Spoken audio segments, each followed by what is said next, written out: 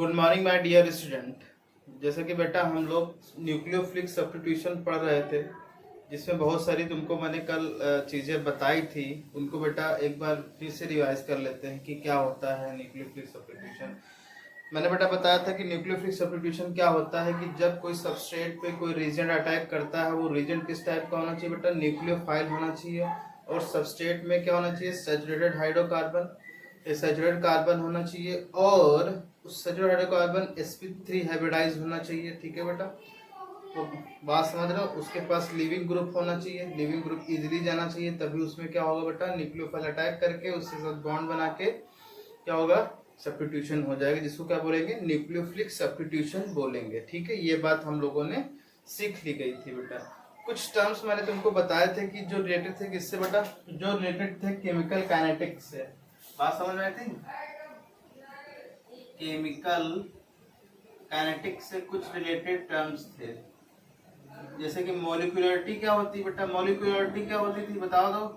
Molecularity वो होती थी कि किसी भी रिएक्शन में जितने मॉलिक्यूल पार्टिसिपेट कर रहे हैं उसको क्या बोलते थे? मॉलिक्यूलरिटी बोलते थे। ठीक है ना। फिर आती थी बात ऑर्डर की। ऑर्डर क्या होता था बेटा? जो मॉलिक्यूल रिएक्शन में जिन मॉलिक्यूल का कंसंट्रेशन चेंज हो रहा हो उनको क्या कहते हैं? ऑर्डर। ऑर्डर उस रिएक्शन की ऑर्डर कहते हैं। ऑर्डर और मॉलिक्यूलरिटी अलग अलग चीजें हैं, जैसे कि ये एक्सपेरिमेंटल होता है मॉलिक्यूलर ऑर्डर, और मॉलिक्यूलरिटी क्या होती है बेटा? बोलो। ये थियोरेटिकल होती है। आप ऑर्डर को एक्सपेरिमेंट करके ही फाइंड आउट कर सकते हैं, और मतलब एक्सपेरिमेंट करके फाइंड आउट कर सकते हैं, और मॉलिक्यूलरिटी को थ्योरेटिकली फाइंड आउट करते हैं। मैंने बताया था इसके कम से कम 10 मेथड होते हैं बेटा। उनमें से रिएक्शन ऑफ मैकेनिज्म, मतलब रिएक्शन की मैकेनिज्म को देख के आप क्या कर सकते हो? बोलो बेटा। आप क्या कर सकते हो? उस रिएक्शन का ऑर्डर फाइंड आउट कर सकते हो। जैसे कि बताया था बेटा कि जब हम ये भी बताया था कि जब हम किसी रिएक्शन में देखते हैं कि रिएक्टेंट और रिएक्टेंट्स आपस में रिएक्ट करते हैं, प्रोडक्ट का फॉर्म करते हैं। ठीक है बेटा, तो आपको ये देखना है कि वो जो फॉर्मेशन, वो जो बॉन्ड ब्रेकिंग या बॉन्ड फॉर्मेशन हो रहा है वो किस टाइप का हो रहा है। कोवेलेंट अगर टाइप का बॉन्ड फॉर्मेशन और बॉन्ड ब्रेकिंग हो रही है तो समझ जाओ वो स्लोवेस्ट स्टेप होता है, और वही रेट डिटरमाइनिंग स्टेप होता है। और रेट डिटरमाइनिंग स्टेप में जितने मॉलिक्यूल पार्टिसिपेट कर रहे हैं उसी को क्या बोला जाता है? उस रिएक्शन की ऑर्डर बोला जाता है। और ये भी बताता है रिएक्शन कितने टाइप की होती है बेटा? बोलो। रिएक्शन कितने टाइप की होती हैं? बोलो। रिएक्शन दो टाइप की होती है, एक एलिमेंट्री रिएक्शन होती है और एक कॉम्प्लेक्स रिएक्शन होती है। एलिमेंट्री रिएक्शन वो होती है जो क्या होता है बेटा? बोलो। एलिमेंट्री रिएक्शन वो रिएक्शन होती है जिसमें क्या हो, एक स्टेप में रिएक्शन हो जाए, पूरी खत्म हो जाए, पूरा प्रोडक्ट फॉर्म हो जाए।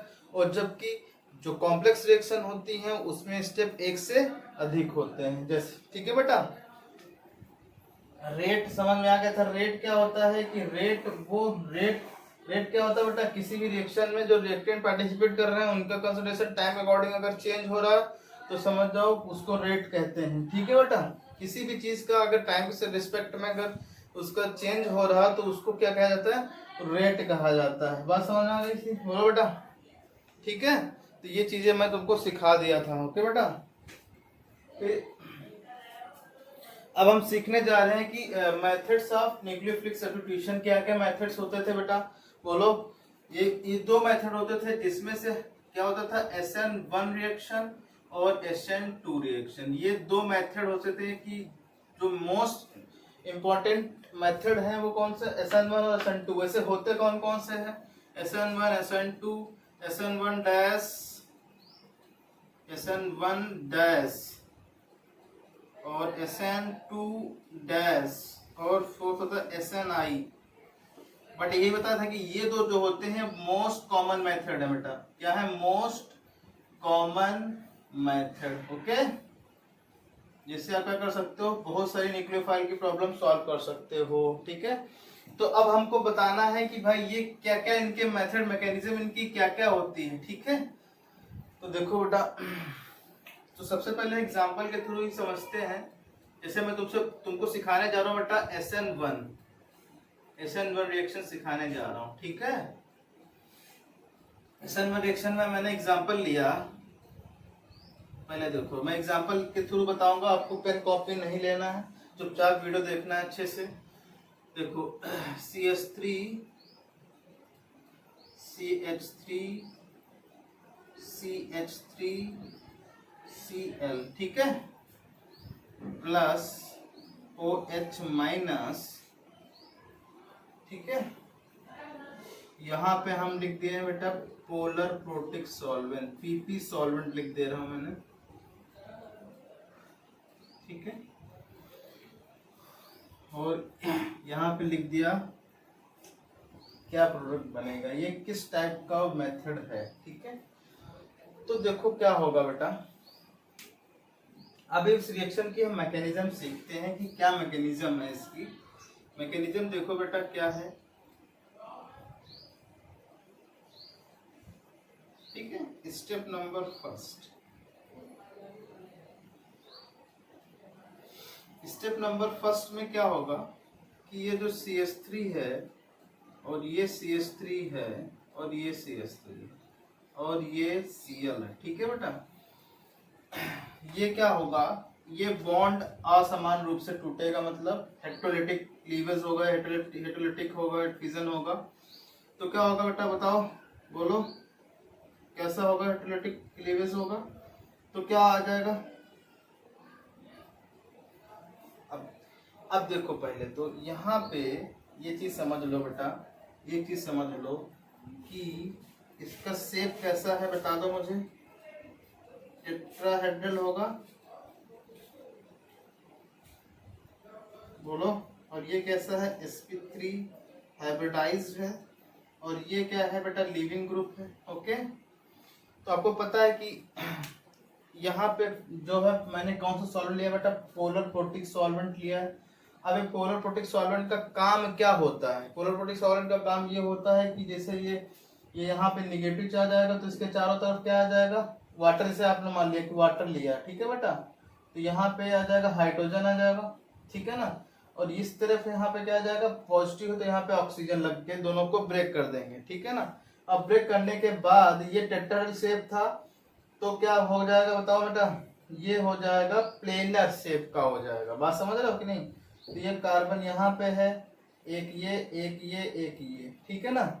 यहाँ पे एक CH3 ये है, एक CH3 ये है और एक CH3 ये क्या होगा बेटा, ट्राइगोनल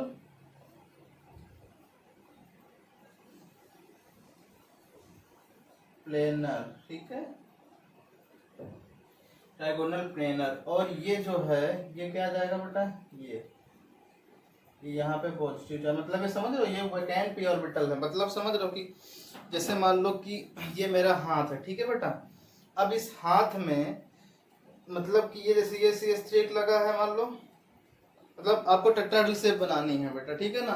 तो टेट्राहेड्रल शेप किस तरीके से बनाओगे बता दो। ये देखो इस तरीके से बनाओगे, इससे आपको बनाना सिखाया था ना बेटा अच्छे से। टेट्राहेड्रल शेप ये, सॉरी, टेट्राहेड्रल शेप ये इस टाइप का होगा कुछ,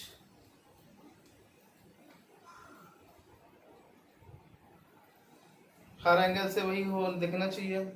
दिख रहा सबको, बोलो बेटा। अब मान लो कि ये Cl है, ठीक है। अब Cl के पास क्या है बेटा, लोन पेयर है ना। Cl के पास क्या है, लोन पेयर है। तो लोन पेयर की वजह से क्या होगा, रिपल्सन हो जाएगा, क्योंकि ये भी इलेक्ट्रॉन क्लाउड ही होते हैं। रिपल्सन हो जाएगा तो ये क्या होगा, थोड़ा सा इससे बेंट हो जाएंगे, ठीक है ना। ठीक है, ये इस टाइप का कुछ है, देखो इस टाइप का, ओके बेटा। इस टाइप का स्ट्रक्चर देख लो कैसा है, इस टाइप का स्ट्रक्चर है। अब ये जब बॉन्ड तोड़ के चला जाएगा, चला गया ना बेटा, ये चला गया, ये बॉन्ड टूट के चला गया, तब ये कैसा हो जाएगा, ये इस टाइप का स्ट्रक्चर हो जाएगा, प्लेनर बिल्कुल, ठीक है ना बेटा, इस टाइप का ऐसा हो जाएगा। तो हमने क्या है, ऐसे बनाया, ठीक है। तो हमने जब ऐसे बना दिया बेटा, ऐसे ये एक CH3 एक CH3 एक CH3 है। अब ऐसे मैंने इसी स्ट्रक्चर को दिखाने के लिए मैंने ऐसे बना दिया, ठीक है बेटा। तो एक लोब ऊपर आ जाएगा, एक लोब नीचे आ जाएगा। बात समझ गए कि नहीं समझ गए, बोलो। बात समझ रहे हो ना, ये कैसा किस टाइप का प्लेनर शेप आया है, ठीक है। ये ट्रायंगुलर प्लेनर आ गया। अब इसके चारों तरफ क्या आ जाएगा बेटा, वाटर मॉलिक्यूल इसको क्या कर लेगा, वाटर मॉलिक्यूल घेर लेंगे ना बेटा। जैसा कि मैंने तुमको बताया था पोलर प्रोटिक सॉल्वेंट किस तरीके से घेरता है, उस तरीके से इसको घोल देंगे। और अब इसको घेरने का क्या मतलब, इसके चारों तरफ जब घेरने मतलब क्या कि वाटर मॉलिक्यूल क्या करेंगे, इससे बॉन्डिंग करेंगे। बोलो बेटा, अब इसमें किसके साथ कौन बॉन्डिंग करेगा, क्योंकि ये प्लस है ना बेटा, तो इसके साथ वाटर का कौन सा निगेटिव पार्ट आएगा ना, ऑक्सीजन आ जाएगा ना। ऐसे चारों तरफ ऑक्सीजन आ जाएगा। बोलो, इस तरीके से कुछ आ जाएगा ऑक्सीजन। अब देखो, अब ये क्या किया, इसके चारों तरफ ये इस तरीके से वाटर मॉलिक्यूल कलेक्ट हो गया। अब आपको पता है कि यहाँ पे ये नॉन पोलर था, ये पोलर, ये आयन है, ये क्या है, नॉन पोलर। तो आयन नॉन पोलर का अट्रैक्शन होगा कि नहीं होगा, तो यानी बॉन्ड फॉर्मेशन हो जाएगा। जब बॉन्ड फॉर्मेशन होगा तो एनर्जी क्या होगी, बोलो, एनर्जी रिलीज होगी। और एनर्जी जब किसी सिस्टम से रिलीज होती है तो वो सिस्टम क्या होता है बेटा, बोलो, वो सिस्टम स्टेबल हो जाता है। यानी कि पोलर प्रोटिक सॉल्वेंट है, ये जो कार्बोकैटायन है ये क्या है बेटा, स्टेबल है। क्या है, स्टेबल है, याद रखना, स्टेबल हो गया। ओके, और ये Cl माइनस के चारों तरफ हाइड्रोजन आ जाएंगे, इस तरीके से कुछ ब्रेक हो जाएगा। बात समझ में आ गई। अभी तक क्या प्रोडक्ट बना, क्या कि इसमें क्या आ गई बेटा, ये कौन सी स्टेट है बता दो, ये ट्रांजिशन स्टेट नहीं है, ये है इंटरमीडिएट स्टेट। क्या बेटा, इंटरमीडिएट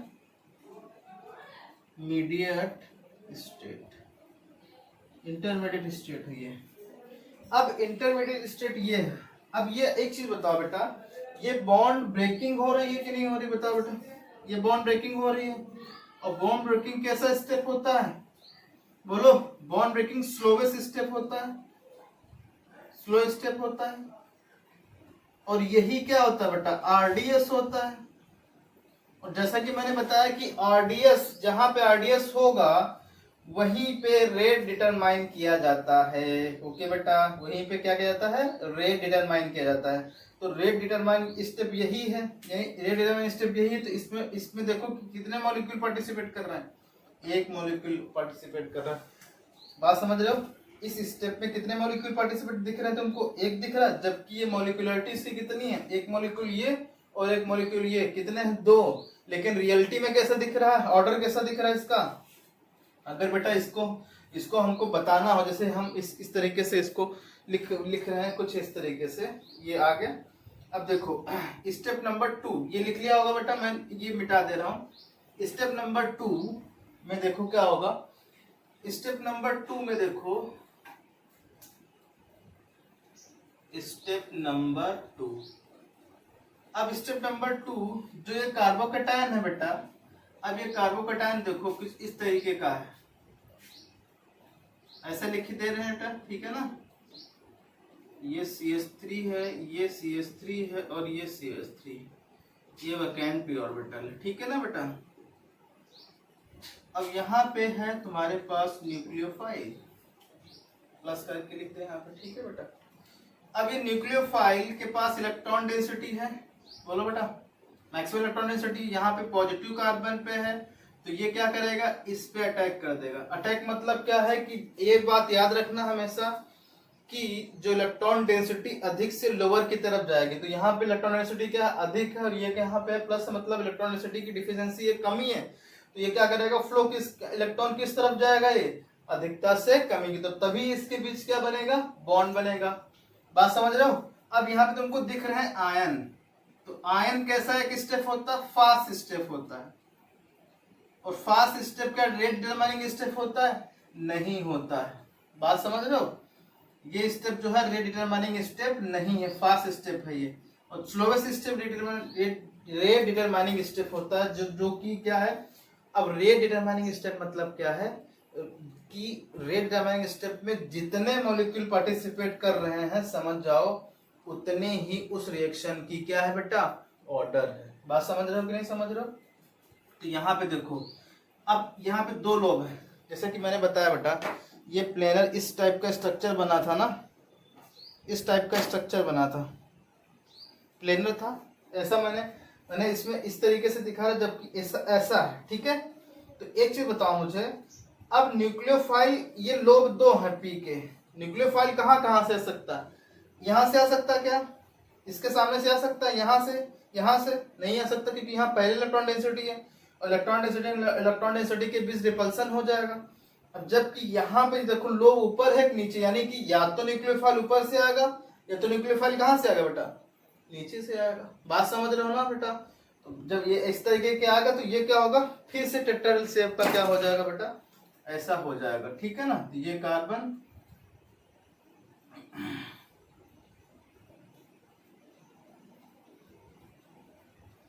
ये कार्बन है, तो ये आ जाएगा तुम्हारा OH, बॉन्डिंग फॉर्मेशन हो गई ना बेटा। ये आ गया CH3, ये CH3 और ये CH3, ठीक है। तो ये कितने स्टेप में हुई बेटा बताओ? ये 2 स्टेप में हुई रिएक्शन। तो ये रिएक्शन किस टाइप की हुई बताओ, बोलो किस टाइप की रिएक्शन हुई? ये कॉम्प्लेक्स रिएक्शन है, ठीक है ना। बात समझ रहे हो सब लोग अच्छे से? ये नोट कर लिया होगा तुम लोगों ने। तो ये प्रोडक्ट बना, बात समझ आई कि नहीं आई? अब देखो बेटा, एक तो OH ऊपर से भी आ सकता है, एक नीचे से भी आ सकता है, बात समझ रहे हो? तो ऊपर वाला तो मान लो ये है, नीचे वाला भी क्या हो जाएगा, नीचे वाला कुछ इस तरीके से दिखेगा OH,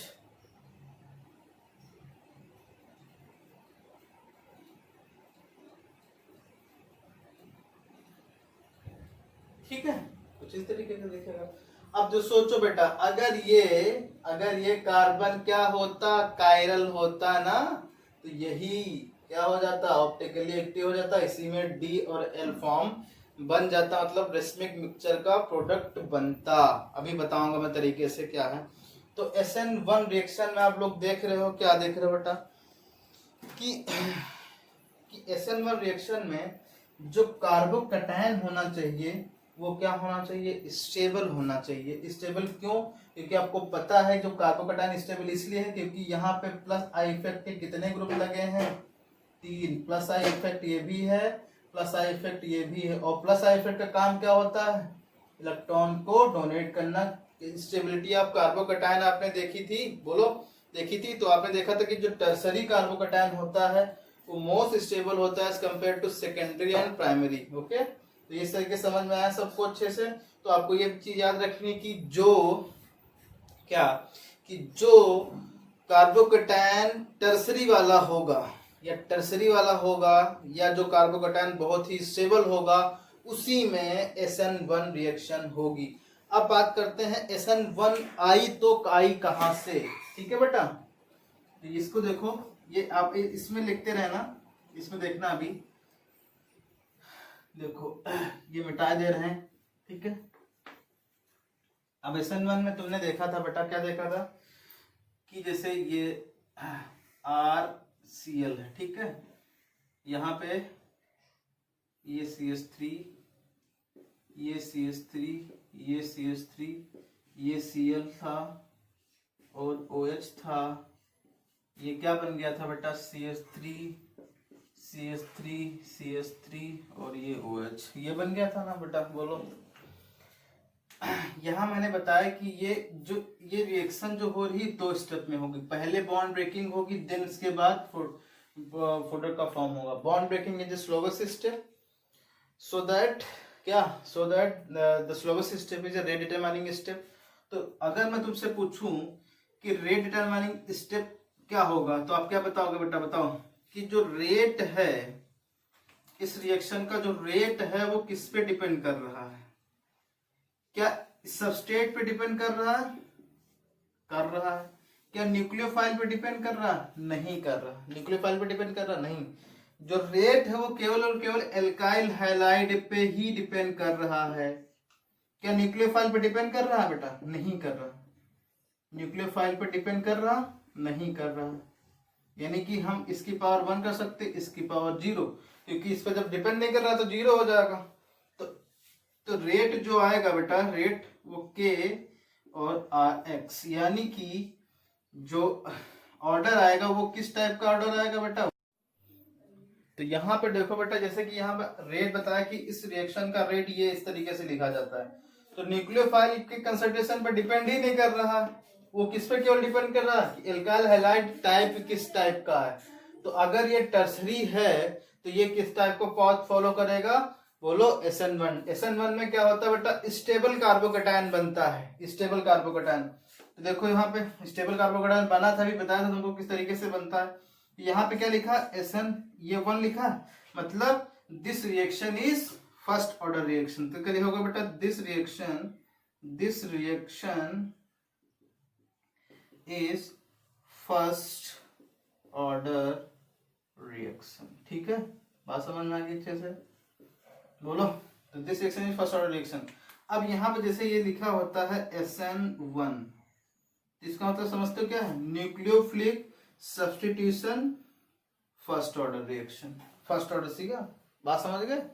अब फर्स्ट ऑर्डर समझ गए कि नहीं, फर्स्ट ऑर्डर कहाँ पे होगा, जिस एल्काइल हैलाइड में जो कटायन बनेगा बेटा वो कैसा बनना चाहिए, स्टेबल कार्बोकटायन बनना चाहिए, तभी उसी में SN1 रिएक्शन होगी। बात समझ आ रही।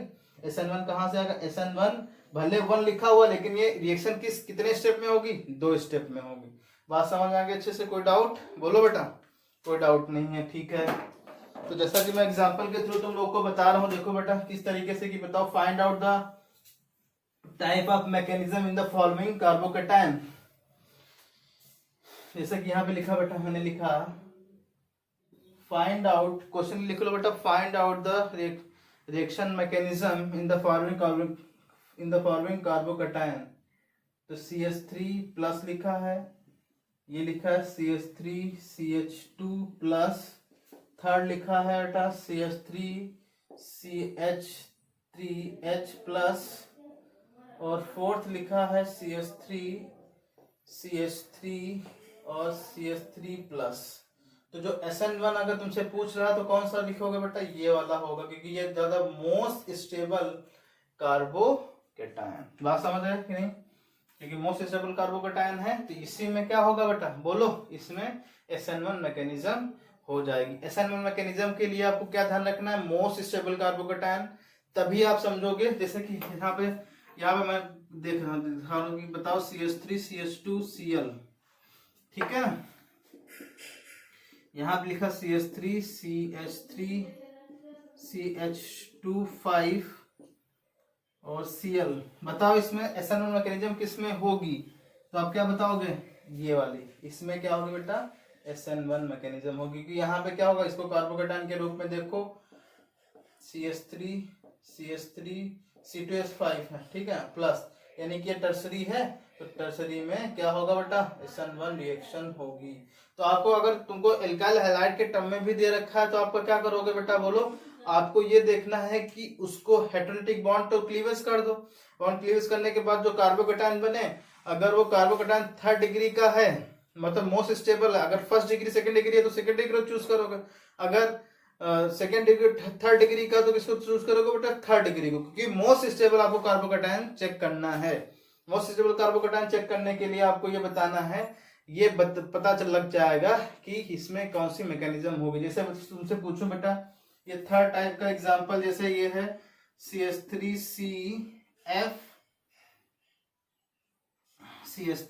ठीक है, और यहाँ पे लिखा है CH3 यहाँ CH3, ये 2 हैं तुम्हारे पास क्वेश्चन, ठीक है बेटा, ये 2 क्वेश्चन है। तो बताओ सबसे अच्छा किसमें होगा, अब ये बताओ, इसमें होगा SN1, इसमें होगा, क्योंकि ये 3rd डिग्री क्या है बेटा, ये 2nd डिग्री है, 3rd डिग्री है ये, इसमें SN1 इजीली हो जाएगा। तो SN1 पहचानने का क्या तरीका बेटा, बोलो। उसको पहचानने का ये तरीका है कि जो एल्काइल हैलाइड होना चाहिए वो 3rd डिग्री टाइप की होनी चाहिए, ठीक है, मतलब after the breaking of bond, जब बॉन्ड ब्रेक हो जाएगा तो दो 3rd डिग्री कार्बोकटायन होगा, वो 2 स्टेप में होगा रिएक्शन। एक स्टेप तो बॉन्ड ब्रेकिंग वाला होगा और दूसरा स्टेप क्या होगा, बॉन्ड फॉर्मेशन वाला होगा during the ion attacking. Bond breaking is the slowest step, bond formation and bond breaking is the slowest step, ठीक है ना। So that this step is called rate determining step, and जितने rate determining step में जितने molecule participate कर रहे हैं उसी रिएक्शन की ऑर्डर कहलाती है, और सब्स्टिट्यूशन रिएक्शन में जितने ऑर्डर की रिएक्शन कहलाएगी उसके रूप में, पावर के रूप में उसको लिखा जाएगा। जैसे SN1 का मतलब क्या होता है कि न्यूक्लियोफिलिक सब्स्टिट्यूशन ऑर्डर 1। बात समझ आ गई अच्छे से, बोलो बेटा। Thank you.